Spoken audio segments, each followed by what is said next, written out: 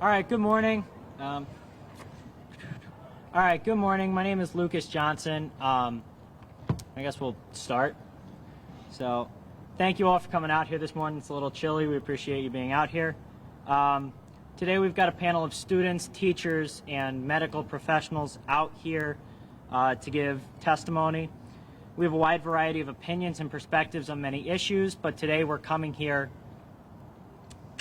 united under one message, and that's that the COVID mitigation tactics in school, particularly the mask mandate, have been detrimental and harmful to the mental health of students across the state. They continue to harm them. They've harmed them from the beginning. Turn page. We're calling on leaders all over the state to end the mitigation tactics immediately. We understand that the governor has put out his announcement that they will be dropping the mask mandate on the 28th. We're looking for clarification on what that means and who exactly that decision will be going to. But again, we're calling on leaders across the state on both parties to drop the mitigation tactics in school immediately for the mental health of the students of Connecticut. As you will hear today, kids are being hurt every day, and it needs to end now. This is an independent event put on by myself and the students that you see here. We're not partisan, I guess. All right, so I'm gonna give my story quick and then I'll pass it on to another student. The mitigation tactics that we have in school have stifled educational opportunity for students across the state. Educational drive, rigor, and quarantines have piled students up with work to a point where catching up and succeeding academically seems almost impossible for many students. Because of this, a student that I was personally competing with for a full ride scholarship to UConn came back after lockdown and announced that he told me that he was not in competition for a 4-year free ride scholarship. Like myself, this was a student who this was possibly the only opportunity to get an education of that level, and that was taken from him by the lockdowns that we had, and 4 quarantines have cemented the fact that I am outside of the scholarship as well. So that's my message, and I will be passing on the mic to a high school senior in West Hartford. Her name is Ellen Kapp. Please welcome her. Thank you very much.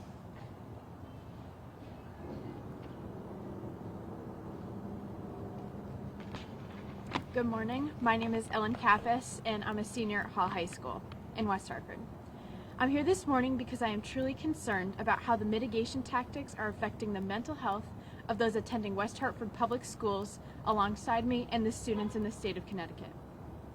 One of my teachers recently asked us to summarize our 2021 year in 6 words. I would expect responses like, the football season was really fun, or I love seeing my friends every day normally. However, this year the most popular responses were, put your mask over your nose, and I really hate masks a lot. Originally, I am sure that the health and safety of all children was paramount in the minds of our governor, state legislature, and school board. However, almost 3 years into this battle with COVID, we know so much more. Lockdowns have created an intense feeling of burnout within most high school students, including myself. Masks make class so impersonal that I feel like I'm looking into a sea of blank faces. No one talks to each other anymore. There's virtually no discourse between students. In order to remain socially distanced, students complete their work on a Google Doc when they get around to it, rather than engage face-to-face in the face-to-face collaboration that is essential to the developmental needs of children. Lawmakers have claimed that they are making decisions in the best interest of students when the results are showing that their best efforts are failing children every day. Between the 2 high schools in West Hartford, Hall and Conard, 14% of students are on track to receive suicide and self-harm intervention by June. With around 3,000 students attending these schools, roughly 430 children will need mental health support by the end of the school year. In 2020, only 230 children sought crisis interaction in the whole year. Clearly, keeping children in fear, masking, quarantines, and social distancing is taking a toll on students. This is not a Republican or Democrat issue. This is about removing masks, social distancing, and quarantines that are blatantly harming children. You have a moral imperative to do what is right. Because of the governor's decision this past Monday to leave the mask mandates and other mitigation strategies up to local government, these elected representatives now have an opportunity to do what is truly in the best interest of Connecticut's youth. The epidemic in schools is no longer COVID-19. It is now about harmful mitigation tactics causing depression, isolation, and suicidal thoughts. How many more children have to suffer before the government does the right thing?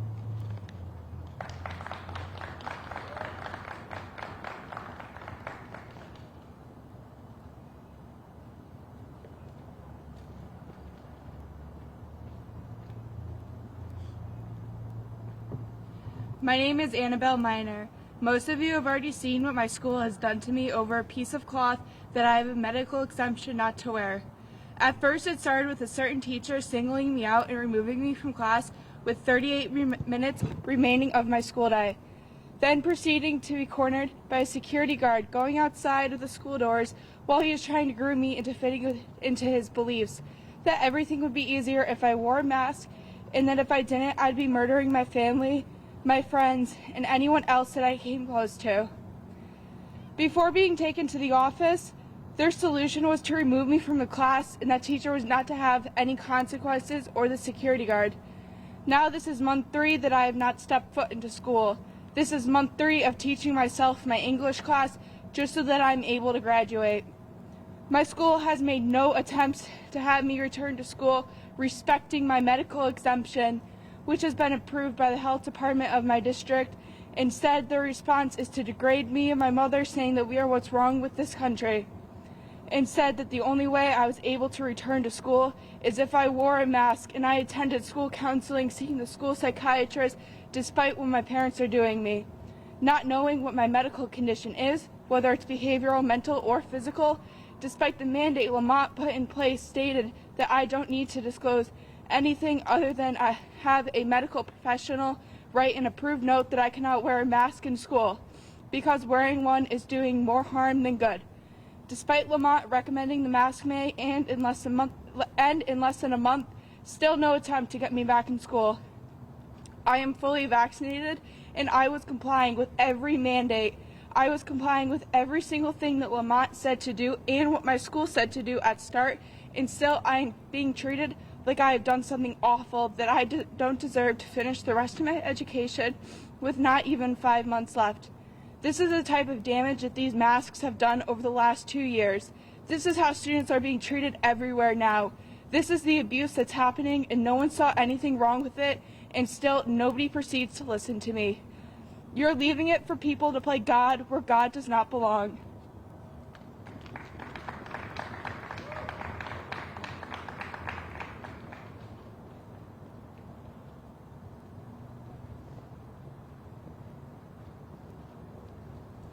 Thank you, Annabelle. Next, we have John Paul Peck, who is a sophomore at St. Bernard's High School in Montville.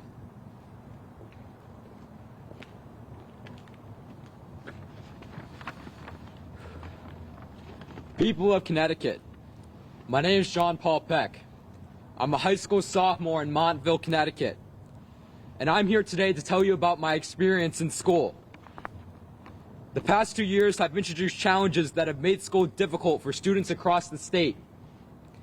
The fear that has been forced into our schools by the governor's mandates has made us feel like we are the virus and that we are the problem. Not only is this untrue, but it leaves us feeling powerless and distraught. I want to share a tragic lesson that I've been taught in school. That is, if someone thinks your friend has broken an executive order, it is wrong to stand up for them, even if they have done nothing wrong. The day was normal. My classmates and I were masked the entire day, except for lunch, which is the only time we can remove them. As I was eating, I noticed a 6th grade student being yelled at by a lunch monitor.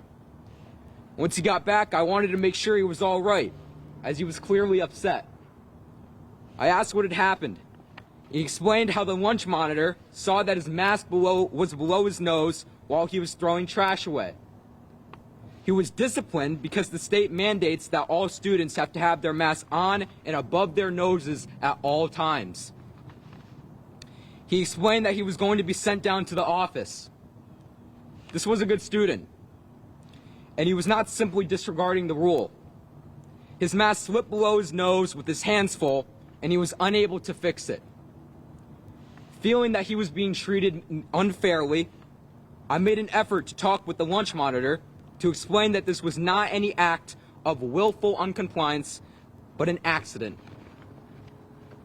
Despite the fact that I was not disrespectful or argumentative, I was summoned to the vice principal's office later and disciplined for intervening with the situation. I saw my actions as standing up for a younger student. I was informed that if I did anything similar in the future, that the punishment would be worse. All this over a mask. The blanket one-size-fits-all state mandates left two Connecticut students voiceless, distraught, and mistreated. And this has been happening to every student in the state for the last 2 years. I'm just one student coming forward with my story. Many others are too afraid to come forward. I'm calling on the governor and the legislature to end the mask mandate immediately and not arbitrarily extend it to February 28th. I'm encouraging every city and town in Connecticut to restore students' lives back to normal and give us back our voices. Thank you.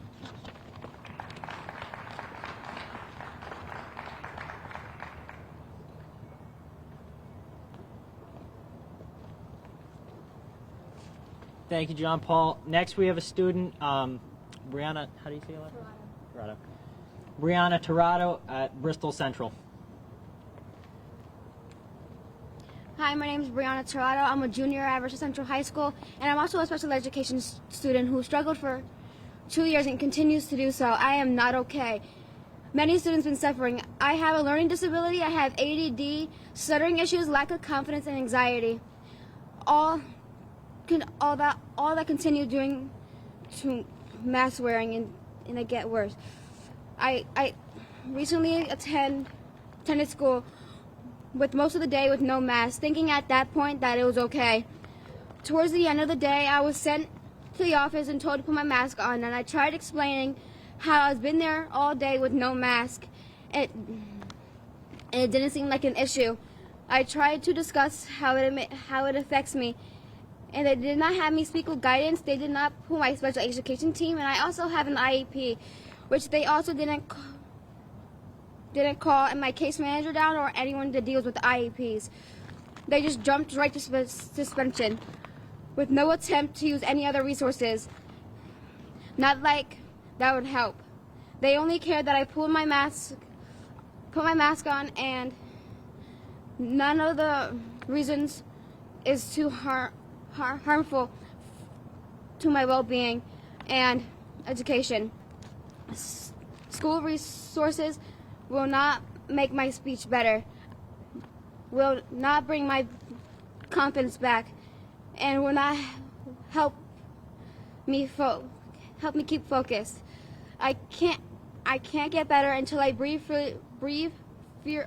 freely until I feel comfortable and like not gonna be interrupted every time I open my mouth and get cut off to get told to put my mask up because it has fallen, which then causes me to become more anxious and stutter more.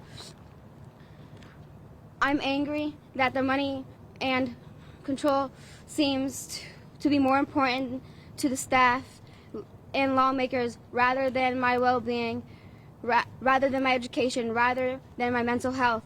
Bristol has set their academic goals for 2024 lower than current state standards. Children learn to read and speak, particularly by movement of their mouths, which we cannot see. We are putting mass ahead of education and studies that question the validity of them.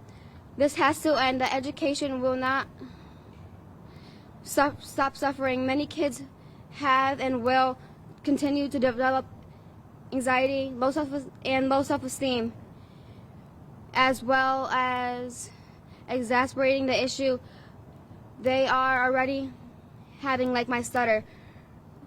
I want the lawmakers to look at the damage continued causing children. I will not continue to struggle and suffer throughout school in order for you to get funding. I want the schools knowing that I matter too. If things do not change, there will be changes in the people who represent our state. Thank you.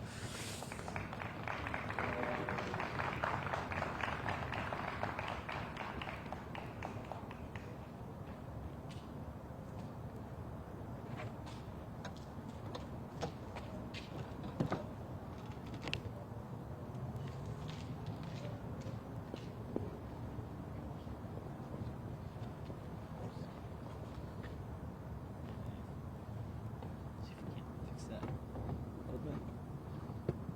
Stand there. All right, there, fine. All right, thank you, Brianna. Next, we have Mason Brown. He's a student in Griswold, and he is an 8th grade student. Good morning. My name is Mason Brown. I am an 8th grade student living in Griswold, Connecticut, and I'm here today to tell everyone that the last 2 years have harmed me and my friends in school, and that needs to stop right now. Before the pandemic, I was known as one of the best kids at my school. I am a National Junior Honors student. I am a dedicated athlete for my school. I am very involved with my school and with my community. I am in accelerated classes and even go to the local high school to take courses there because I finished everything in the middle school offered. Before the pandemic, I was always looked at as a good student that was going places. But during the pandemic, and for the first time ever, I was punished by my school. Last November, I was walking down the hallway after gym class. I had my hands full of books because we just left the gym. I just left gym class. I was breathing heavily and my mask fell below my nose. While I was walking, my teacher told me to pull my mask up, and I complied. I had to put my books down first, but immediately after my books were free, I pulled my mask up. I did not argue, talk back, or give any resemblance of attitude or anything else. We were told at the beginning of the week that if we could be good for a week, then our school would reward us with some surprise. This ended up to be an ice cream social event. I learned that because of what happened, that I was disinvited from the social ice cream event. I got upset when I heard about it, but it was just ice cream. But then when it happened, it wasn't just that I could participate. I was put in a room with 20 other kids, and we all got a lecture from our vice principal about how to be better students. At the end of the day, the ice cream wasn't a problem because I was walking down the hallway after gym with my hands full and my mask accidentally slipped below my nose. And even though I immediately pulled up my mask up when I had my hands free to do so, I got punished. I've never gotten in trouble at school before, so when my parents reached out to the school to figure out what I did wrong, they were told I wasn't getting punished. The school was just a reward for exemplary behavior. That was hard to believe when the kids that sat out were kids that were caught vaping in bathroom were yelling at teachers. It was patronizing and really embarrassing to be set aside. I also have been quarantined unnecessarily because of COVID. I've been quarantined several times and none of them have been me homesick. I have been home perfectly healthy collecting absences, and I was even sent a letter notifying me that if I took more absence from school, that I might need extra attention. This was automatic, and while I'm not facing truancy because of quarantine absences, removing kids from school for any reason is harmful. Kids need to be in class and to learn. A lot of kids have been sent home for weeks on quarantine. Some kids just fall behind to make it up. That's what I do. Some kids don't and just accept that they have fallen behind, and a lot of kids are hard socially. For some kids, it's not a 2-week break. It's 2 weeks of them sitting at home alone with nothing to do. Some kids just complain about being bored, but some are driven to bad mental states because of this, with some even saying they became suicidal. Personally, quarantines meant quarantines from sports. I really enjoyed playing basketball with my classmates, but because of inconsistent and confusing protocols that throw unvaccinated kids under the educational and emotional bus, I have missed 3 of my 12 basketball games this season, including the last home game of the year. My team had a celebration after the last home game of the year. They invited parents to stand with their students as they were recognized and got posters and gifts for their commitment to the team. I got to watch the videos and see the photos of my team celebrating without me from my couch. I was perfectly healthy. I've lost being able to play a quarter of the games my team played. I've lost the team celebration, and all because of the quarantines that are inconsistent. Students like myself have missed out on important academic and extracurricular activities and have been harmed emotionally by these quarantines, and it needs to stop. I am calling on the governor, the legislator, and every leader in the state of Connecticut and the authority to end the mitigation tactics in school immediately. The state has been hurting and punishing kids like me for 2 years. It needs to stop right now.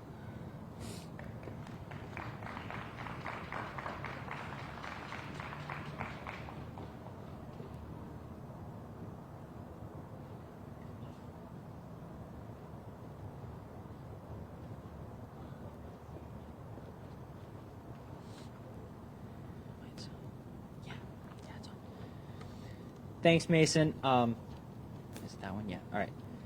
Thank you, Mason. Next, we have a 5th grade student named Alexio Celieri in Hamden, Connecticut.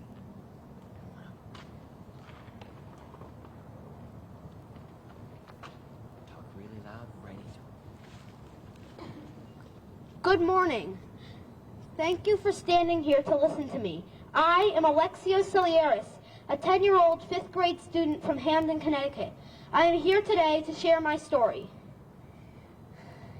I remember just 2 years ago, when I would enter my school, I would be greeted by Miss Board with a friendly smile and a warm hello every morning. Miss Board was one of the kindest, sweetest teachers in the school, and she made sure to help each of us feel welcomed. I felt welcomed when I entered the school.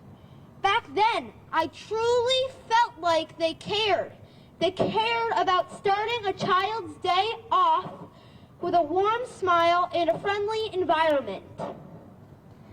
Fast forward to now, somebody else is there, and instead of a warm smile, I'm greeted with, "You got a mask?" or "Fix your mask," or "Sanitize your hands."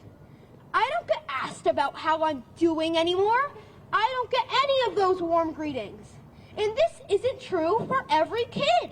The good kids who already have their masks up and go right to sanitizing get asked normal questions like, "What's up?" or "How's your day?" I've always been a good student, but sometimes I have my mask below my nose because they are very hard to breathe in. And because of this, I am seen as a bad student. Imagine the kids in kindergarten, like my 5-year-old little brother, Atlas. He has never had the experience of seeing a smile when he walks into our school because of the masks.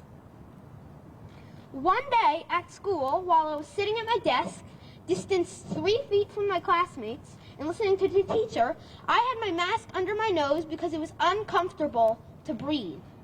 Then all of a sudden, one of the teachers passed by. She then stopped, turned back around, approached me, and said, "That is deadly." She then stopped, and she proceeded to pull up my mask for me. It felt so invasive to have someone just go and touch my face. She made me feel like I'm some public menace. Why are we supposed to bear the burden of somebody else's fear? Another teacher has singled me out, would ignore me when I raised my hand, and will give out rewards to the kids with masks up. He would tell the class, "Put your mask up, you're the unvaccinated population."